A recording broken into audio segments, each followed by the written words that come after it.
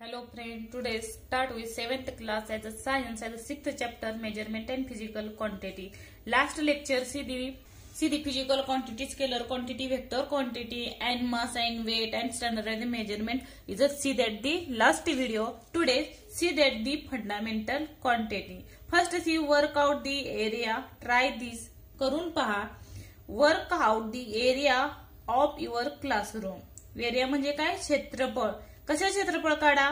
Workout your classroom. तुमचे जे classroom आहे, समजा ही क्लासरूम आहे तर क्लासरूमचं काय काढायचं आपल्याला? हे क्षेत्रफळ काढायचं. मग कसं काढणार? Which quantity are taken into account to calculate the area. म्हणजे तुम्ही क्षेत्रफळ काढण्यासाठी कोणतं मेजरमेंट घ्यायचा, कोणतं मापन क्वांटिटी कुठली घेताला हे विचारले.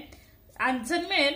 बघा अगोदर जो काही पॉइंट आहे तो समजून घेऊ. बघा as a fundamental quantity. Fundamental means पायाभूत, क्वांटिटी मीन्स राशी, मापन. It is enough to select a few out of many quantity and standardise their unit. You can see from above example. म्हणजे अनेक राशीपैकी काही राशी आपण निवडून ठरवतो की ती तरी त्या राशीची काय आहे? पुरेशी आहे क्षेत्रफळासाठी. बरोबर आहे का? You can see from the above example that unit that the quantity of length and time need to be standardized. Such quantity are called a fundamental quantity. ह्याच क्वांटिटीला काय म्हटलं जातं? लेंथ आणि टाइम ची गरज असते क्वांटिटीला मापन करण्यासाठी. त्या क्वांटिटीला काय म्हटलं जातं? फंडामेंटल क्वांटिटी म्हणलं जातं. And their units are called, त्याचं युनिट काय म्हणलं जातं? As a standard unit. कशाचं? जे काही आपण मेजरमेंट बघितले, एक्झाम्पल बघितले क्षेत्रफळ करण्यासाठी, त्याच्यासाठी कुठली क्वांटिटी यूज केली जाते? That units of the quantity of length and time need for the standardized. आणि त्यासाठी युनिट कुठलं वापरलं जातं? Unit are standard unit. Of course a standard fundamental unit must be available to all and not be variable.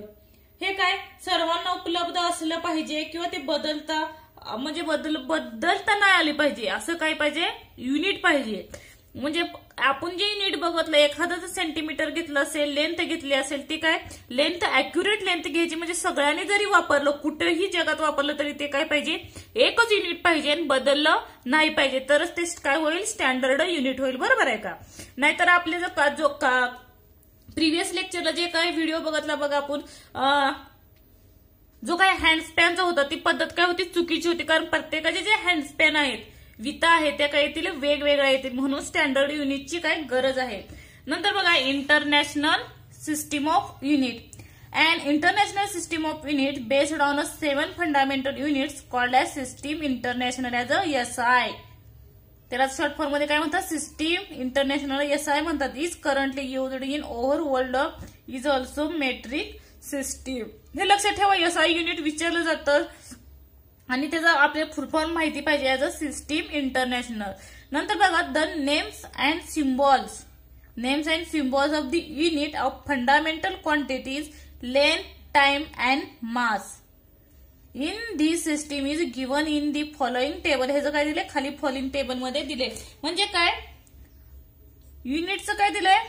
Short form दिलाय, नेमचं दिलाय, त्याचं symbol कुठल्या symbol मध्ये लिहिलं जातं. आज जरी आपलं नाव असलं, पूर्ण नाव असेल त्याचं सिम्बॉल मध्ये आपण लिहितो. SR असेल, KR असेल. बरोबर आहे का? त्याच पद्धतीनं हे जे काही युनिट आहे त्याचं सुद्धा काय सिम्बॉल आहे. बघा कुठली क्वांटिटी आहे? राशी. लेंथ युनिट कुठला आहे? लेंथचं मीटर. मीटर मध्येच मोजतो, लांबी आहे ती. बरोबर आहे का? आणि त्याचा सिम्बॉल काय आहे? M, small m. नंतर मास. मास म्हणजे काय? वस्तुमान.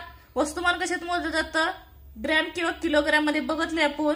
आणि त्याचं सिम्बॉल काय आहे? KG. आपल्याला हे माहिती आहे किलोग्रॅम. बरोबर आहे का? आपण दुकानात जे काही घेतो मटेरियल ते किलोग्रॅम किंवा ग्रॅम मध्येच घेत असतो. टाइम सेकंड मध्ये मोजला जातो आणि त्याचा शॉर्ट फॉर्म काय? Small s. बघा standards of the fundamental quantity म्हणजे पायाभूत जी काही राशी आहे त्याचं काय? प्रमाण. As a standard of mass a solid cylinder made of platinum iridium alloy is kept in the International Bureau of Weights and Measure at Paris. म्हणजे एक भरीव दंडगोल असते. भरीव दंडगोल म्हणजे कसा?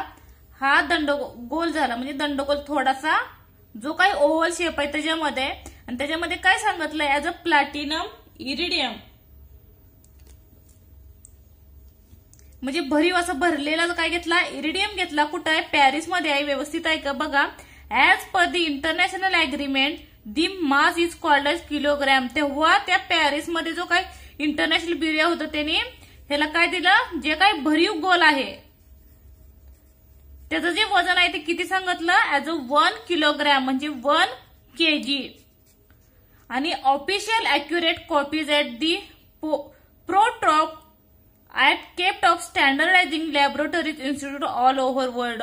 आणि जे काही मापन केलं पॅरिसमध्ये ते पूर्ण जगामध्ये वापरू लागलं, म्हणजे लॅबोरेटरीज असतील किंवा इन्स्टिट्यूट असतील, प्रयोगशाळा असेल किंवा इन्स्टिट्यूट म्हणजे कंपन्या असतील, त्या कंपन्यामध्ये पूर्ण जगामध्ये हा जो भरीव गोळा आहे तो 1 किलोचा मानला गेला, आणि सर्व जगामध्ये त्या गोळ्याचे वजन 1 किलो मानले गेले. आता सुद्धा बघा 1 kg साठी एक ठराविक वजन आहे, ते प्रत्येक ठिकाणी गेलं तर ते काय 1 kg असेल. नंतर बघा 2 फाईन लाईन्स, ह्याच्यावर काय केल्या, तोच गोळा त्याच्यावर काय 2 फाईन लाईन दिल्या. बघा तोच ओव्हल शेप मध्ये आहे. As a graved on a platinum iridium bar kept in international bureau of weights and measure at Paris. ह्याच्यावर काय केलं, 2 लाईनी मारल्या. As a the distance of this 2 lines is accepted the standard metre. ही जी काही लाईनी वाढली, ह्या लाईन कशामध्ये मोजल्या गेल्या, मीटर मध्ये मोजल्या गेल्या. त्याचं एक ठराविक मीटर केलं, आणि जो काही गोळा होता तो किलोचा 1 kgचा केला. बरोबर आहे का. The distance between the 2 lines accepted the, sorry हा म्हणजे ह्याच्यामध्ये जे अंतर होतं, हे अंतर मीटर मध्ये केलं, आणि accurate copies of the prototype is made and distributed the standardizing laboratory institute all over the world. म्हणजे जे काही लांबी दिली ती, जी काही लांबी आहे ती काय केली, पूर्ण जगामध्ये ती पाठवण्यात आली, आणि पूर्ण जगामध्ये ती लेंथ म्हणून मोजण्यात आली. The time required for 1 revolution of the earth is measured by means of accurate device. म्हणजे पृथ्वीचा एक परिवलन, जो काही परिवलन आहे तो लागतो, तो अचूक मोजण्यासाठी किती वेळ लागतो, as means accurate device the taken of 24 तास. बरोबर आहे का. स्वतःभोवती फिरण्यासाठी पृथ्वीला किती वेळ लागतो परिवलन करण्यास, 24 तास लागतात. बरोबर आहे का. To standardise 1 second 1 hour is considered to have 60 minutes and 1 minute 60 seconds. तेव्हा काय सांगण्यात आलं, एका तासात 60 मिनिट. बरोबर आहे का. ह्या 60 मिनिटाचा जो 1 मिनिट राहतो, 60 मिनिटे झाली, 60 मिनिटाचा जो 1 मिनिट आहे तो 1 मिनिट कशात मोजण्यात आला, 60 सेकंदात. ह्याच्याप्रमाणे ते मेजर करण्यात आलं. अर्थ जी पृथ्वी परिवलन करते, समजते का बघा. दी टाइम टेकन ॲज 24 तास, म्हणजे पृथ्वीला स्वतःभोवती फिरण्यासाठी 1 दिवस म्हणजे 24 तास लागतात. 24 तास म्हणजे काय, त्यातला 1 सेकंद म्हणजे 1 सेकंद घेतला. बरोबर आहे का. स्टँडर्ड 1 सेकंड 1 hour म्हणजे एका तासात कन्सिडर किती असतात, 60 मिनिटे असतात. बघा एका तासात 60 मिनिटे असतात, आणि 60 मिनिटांमध्ये किती असतात, सॉरी एका मिनिटामध्ये 60 सेकंद असतात. याप्रमाणे त्याचं काय केलं, मेजरमेंट करण्यात आलं. नंतर बघा find out what is atomic clock, म्हणजे अणु घड्याळ. ॲटॉमिक म्हणजे अणु, क्लॉक म्हणजे घड्याळ. म्हणजे अणु घड्याळ कशाला म्हटलं जातं, काय म्हणतात त्याला, आणि वेअर इज अ केप्ट, ते कुठं असतं. बघा हे जे अणु घड्याळ आहे ते कशापासून बनलेलं असतं, अणु आणि रेणू. अणु रेणू म्हणजे काय, ऍटम्स अँड मॉलिक्युल्स. बरोबर आहे का. अणु आणि रेणू. वेअर इज अ केप्ट, ते कुठं असतं, the molecule depends upon the clock in Mumbai in national physical laboratory.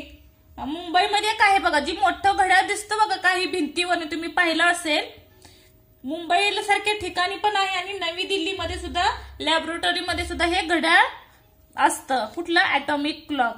म्हणजे ते ॲटॉमिक म्हणजे ते फक्त अणु आणि रेणू अशी सेट केलं ते आपोआप घड्याळ चाललं जातं, त्यावर सेल वगैरे चालत नाहीत. ॲटॉमिक क्लॉक त्याला म्हणलं जातं. How is the velocity of light used for determining the standard metre. म्हणजे मीटर हे प्रमाण निश्चित करण्यासाठी प्रकाशाच्या वेगाचा उपयोग कसा केला जातो हे विचारलंय त्यांनी. कसा केला जातो, ह्याचा आन्सर तुम्ही जी स्कॅटर्ड लाईट बघितली बरोबर का, स्कॅटर्ड लाईट जी पोकळी होती ती किती असते 1 बाय किती 299 आपण बघितलं पाठीमागच्या पाठात असेल बघा 79245 सेकंद. ह्याच्यामध्ये ते काय केलं जातं स्कॅटर्ड केलं जातं, त्याच्या साहाय्याने ते स्टँडर्ड मीटर मोजलं जातं. बघा ग्रेट सायंटिस्ट हा तुम्हाला ड्रॉपिंग आहे ह्या वर्षीसाठी पण पुढे उपयोगी पडेल म्हणून मी सांगते बघा. When man felt the need to measure things he started by using the part of on body for your purposes. म्हणजे काय मानवाला कुठेतरी जाऊन म्हणजे जसं अगोदरचं काळ होतं त्या काळात त्यांना असं जाणवलं की कुठेतरी मेजरची गरज आहे बरोबर आहे का, तेव्हा ते काय करायला लागले स्वतःच्या बॉडीचा पार्ट यूज करू लागले. कुठल्या बघा in Egypt in ancient time the distance from a man's elbow to the tip his middle finger is called as cubit. म्हणजे प्राचीन जो इजिप्त काळ होता तो माणसाचा काय जो कोपरा आहे आपल्या त्या कोपऱ्यापासून काय मधल्या बोटापर्यंत, हा जो मधला बोट आहे त्या मधल्या कोपरपासून ते मधल्या बोटापर्यंत काय करायचे ते अंतर मोजायचे आणि त्याला काय नाव देण्यात आलं क्युबिट. क्युबिट हे नाव देण्यात आलं. This measure would differ from person to person. पण परत असं जाणवलं की मेजर प्रत्येकाचं जर measure elbow to middle finger घेतलं तर प्रत्येक पर्सन टू पर्सन काय आलं डिफरंट आलं बरोबर. प्रत्येकाचा जो हँड आहे तो काय सारखा नसणार आहे. लहान मुलांचं बघा तर छोटा एकदम उंच माणूस असेल तर त्याचा थोडा लॉंग असतो म्हणजे ते काय दिसून आलं डिफरंट दिसून आला. Therefore the cubit of king was consider as standard. म्हणजे तेव्हा काय करतात इजिप्तने म्हणजे जो किंग होता तिथला जो काही राजा होता इजिप्तला त्या राजाच्या साह्यानं क्युबिट म्हणजे कशाला म्हणलं जातं जो हँड पासून एल्बो पासून मिडल फिंगर हे फक्त राजाचं यूज करण्यात आलं आणि त्याच्या साह्याने ते क्युबिट कन्सिडर केलं जातं. आणि नंतर बघा in old times in weighted gold in a unit called as gunj. तुम्ही जर वयस्कर माणसं असतील आजी किंवा पणजी जे काही असतील त्यांना विचारायचं पहिल्यांदा सोनं कशात मेजर करायचं, मेजर कशात करायचे गुंज मध्ये करायचे. आता कशात करतात ग्रॅम मध्ये करतात बरोबर आहे का, किंवा तोळा. In hour glass was use to measuring time. Have you seen one. म्हणजे अवर ग्लास म्हणजे काय कालमापनासाठी वापरले जाणारे घड्याळ माहिती असेल. हॅव यू सीन वन हे तुम्ही पाहिले आहे का, पाहिले का बघा. काही चित्रात वगैरे तुम्हाला पाहिले असेल. थांबा मी आकृती काढते बघा. इथून एक छिद्र असतं आणि इथं खाली एक असं गोल असतं आणि ह्याच्यात काय भरलेली असायची वाळू भरलेली असती बरोबर आहे का. ही वाळू काय करते त्यांनी टाइम म्हणजे त्या टायमानुसार त्यांना टाइम अॅक्युरेट करण्यासाठी हे जो खाली येईल त्या टाइमापर्यंत ते मेजर करत होते अगोदरच्या काळात. ऑब्झर्व अँड डिस्कस बघा. त्याच्या आधी चॅनलला सबस्क्राईब केलं तर सबस्क्राईब करा, लाईक करा कारण व्हिडिओ बनवता येतील अजून, आणि कमेंट करा एनी प्रॉब्लेम टू. नंतर बघा identify the wrong method of measurement shown in the picture and explain why the wrong. म्हणजे ही जी आकृत्या दिसतात तुम्हाला ह्याच्यातली चुकीची पद्धत रॉंग मेथड कुठले हे त्यांनी विचारले. व्हेरियस मेथड ऑफ मेजरमेंटसाठी आकृतीवरून समजेल कुठली रॉंग आहे ती बरोबर आहे का. हे बघा रॉंग मेथड फर्स्ट ही काय हँडस्पॅन आहे. प्रत्येकाचा हँडस्पॅन वेगळा आहे तो ही काय येणार रॉंग मेथड येणार. मिल्क प्रत्येक ग्लास बघत तर सेम साईज असेल का नाही त्याच्यामुळे अॅक्युरेट मेजर करू शकतं का. This is the wrong method. As a scale using as a accurate method. As a weight as a accurate method and scale is a accurate method. The two is a wrong method of this. आणि का असतील ते तुम्ही explain करू शकता कारण ते major करता येईल का. हँडस्पॅनचं झालेलं आपल्याला अगोदर गेल्या व्हिडिओमध्ये बघा. इम्पॉर्टन्स ऑफ अॅक्युरेट मेजरमेंट म्हणजे अचूक मापनाचे काय महत्व importance. How accurate a measurements must be depends upon its purposes accordingly on appropriate device has to be used for the measurements of substance that are precious. The great importance and used very small quantity is meticulously and accurately. म्हणजे मापन कितीही अचूक असावे हे मापन कशासाठी होणार यावर ठरतं. त्याप्रमाणे योग्य त्या साधनाचा वापर करावा लागतो बरोबर आहे का. आपल्याला मौल्यवान असू नसू पण मेजरमेंटची काय आपल्याला इम्पॉर्टन्स आहे, बरोबर आहे का. त्यांनी काय सांगितलं, स्मॉल क्वांटिटी असू दे किंवा बिग क्वांटिटी आहे, पण अॅक्युरेट मेजर करणं हे तेवढंच महत्वाचं आहे, इम्पॉर्टंट आहे, बरोबर. ड्यू टू अडव्हान्समेंट इन टेक्नॉलॉजी, सध्या कुठल्या अडव्हान्समेंट टेक्नॉलॉजी, बरोबर आहे का, म्हणजे पुढे गेलेलं तंत्रज्ञान आहे आपलं, खूप प्रगती झाली आपल्या पूर्ण वर्ल्ड मध्ये. Quantities like distance technology device of measure very small quantity like distance. Small quantity magnitude मध्ये काय परिमाण मोजण्यासाठी काय वापरलं जातं, डिस्टन्स म्हणजे अंतर, मास म्हणजे काय वस्तुमान, टाइम वेळ, आणि temperature is available now. For example distance and time in connection with very important sport competition.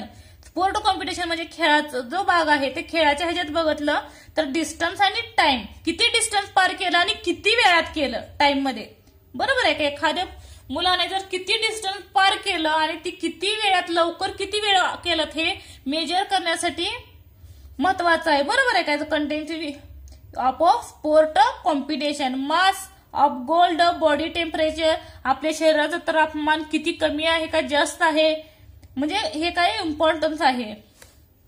नंतर बघा major causes of error in a measurement, म्हणजे मोजमाप करताना सुद्धा काही त्रुटी आढळून येतात, आपलं लक्ष नसतं, पण काही वेळा दुकानदार असेल, बाकी काही ठिकाणी असेल, म्हणजे भाजीपाला वगैरे घेताना, व्हेजिटेबल घेताना सुद्धा काही वेळा अॅक्युरेट मेजरमेंट केलं जातं, ते चुकीचं दाखवलं जातं. बघा फर्स्ट काय आहे,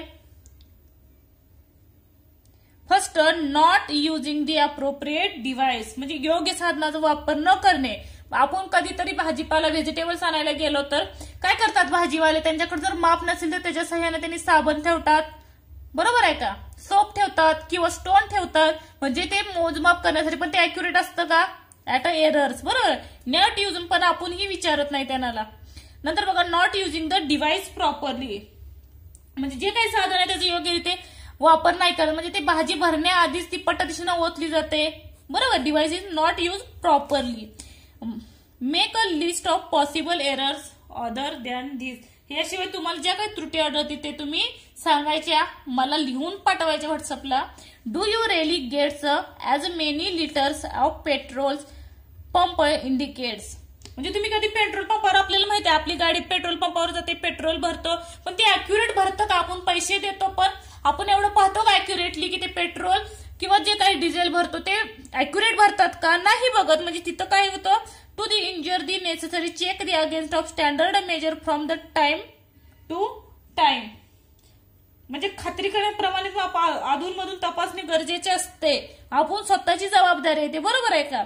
दिस is called as standardization. Similarly it necessary standardize to weight and measure the market, म्हणजे बाजारातली सुद्धा जी काही वजन आहेत ही बघितले एक्झाम्पल, जी काही वेट्स आहे किंवा मेजर जे मार्केट आहे ते सुद्धा आपण व्यवस्थित नेसेसरीनं पाहिलं पाहिजे.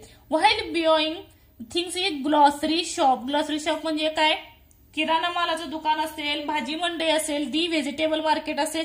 Remember to the look out for the following and tell your guardians of the so it. हे काय, ह्या जागेला आपण खबरदारी घ्यायची, काय घ्यायची, does the balance carry the stamp of standardization by the department of weights and measures, म्हणजे तराजूचे वजन माप विभागाचा परिमाणित छाप आहे का, तो 1 किलोचाच माप आहे का, 1.5 किलो त्याने बरोबर 1.5 किलोचाच दिलाय का, हे माप तुम्ही ते माप त्याच्यावर लिहिलेलं असेल तर ते अॅक्युरेट मेजरमेंट म्हणलं जातं, त्याच्यासाठी ते चेक करा म्हणून सांगितलंय.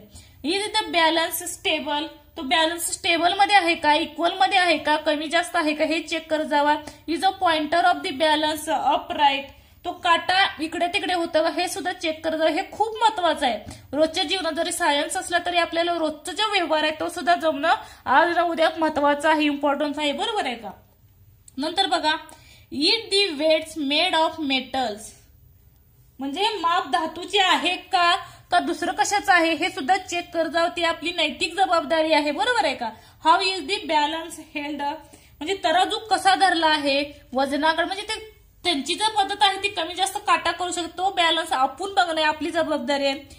Has a the understand of the pan of the balance been tempered with, म्हणजे तराजू पारडाची जी का खालची बाजू कशी आहे, म्हणजे खाली काही चिटकावले का, काही काही वेळेला काय चिटकावते, मॅग्नेट सुद्धा चिटकावत, लवचिंबूक.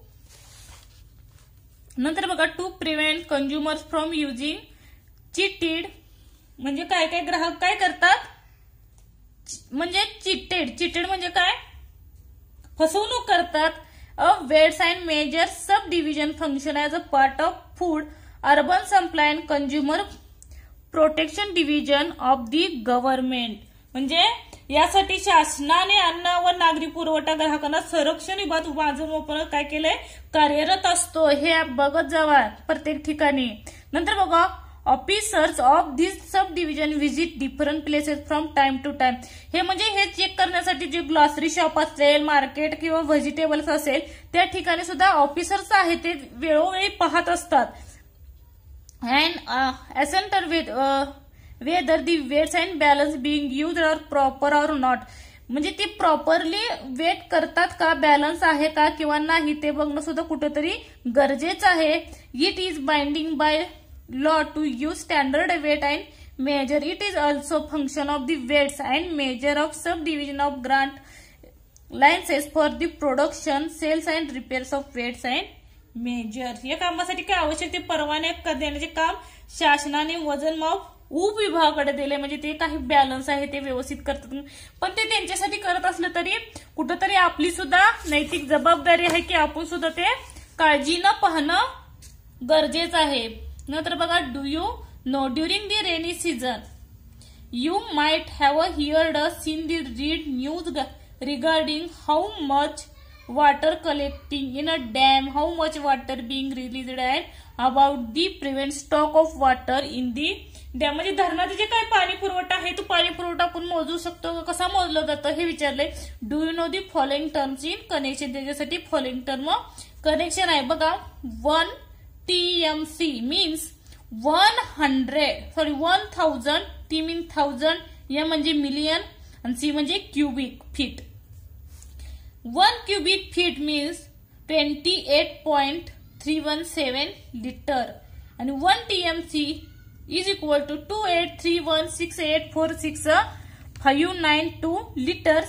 That is about 28.317 thousand million liter. Do you no हे माहिती असावं तुम्हाला म्हणून दिलेलं आहे. माहिती असावं म्हणजे तुम्हाला पुढेही उपयोगी पडणार असतं.